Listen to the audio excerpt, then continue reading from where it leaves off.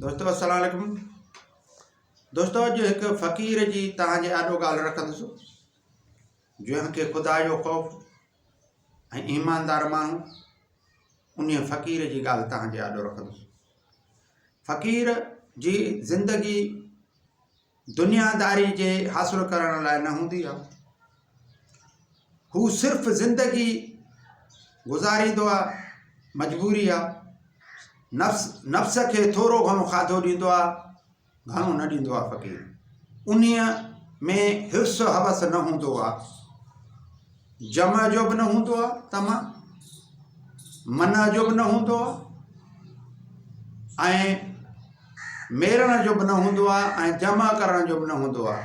सिर्फ़ु हुनखे इहो हूंदो आहे ज़िंदगी बसि अहिड़े नमूने सां गुज़रे जीअं कंहिंखे ॾुखाइजे न, ईज़ाइजे न को हिर्स कजे।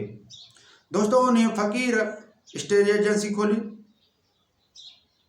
ऐं हिकिड़ो माण्हू उन ॾे आयो ऐं चयाईंसि मूंखे 5 लखनि वारो प्लाट खपे। जॾहिं हुन फ़क़ीर वञी 5 लखनि वारो प्लाट हिकिड़ो बि ॾसियुसि, ॿियो बि ॾसियुसि ऐं उनखे वणियो प्लाट ऐं मोटी अची पंहिंजे स्टेज एजेंसी ते उन फ़क़ीर हुन ग्राहक खे चांहि पीआरी ऐं चयाईंसि त भाऊ हीउ जेको प्लाट आहे इन में अञा रिआयत थींदी।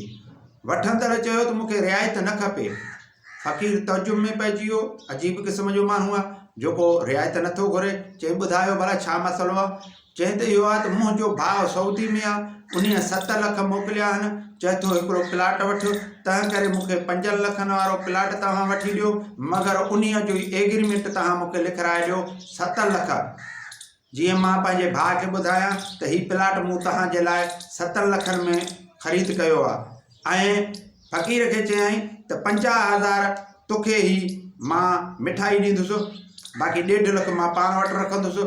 भाउ खे ॿुधाईंदुसि त हीउ 7 लखनि लाइ तुंहिंजे लाइ प्लाट वरितमि। मां बि वेठो हुजां, फ़क़ीर जे ईमान खे ऐं ख़राज तहसीन थो पेश कयां। फ़क़ीर हुनखे चयो त मुंहिंजी कमीशन हुए 10,000 थिए थो, लख ते 2,000 जे लेवल सां 10,000 थिए थो। मूंखे तुंहिंजी 50,000 न खपे। मां इहो ज़ुल्म करणु नथो चाहियां जो तोखे एग्रीमेंट 7 लखनि जो लिखाराए ॾियां, इहो न आहे। ऐं मूंखे ख़ुदा जो ख़ौफ़ आहे ऐं फ़क़ीर माण्हू आहियां, तंहिं करे ईअं न थींदो। बाक़ी 5 लखनि मां अञा तव्हांखे रिआयती इहो प्लाट वठी ॾियां, तव्हां चओ त मां तव्हांखे प्लाट वठी ॾियां। ऐं उहो माण्हू उतां नाराज़ थी हुन जे एजेंसी मां निकितो हलियो वियो।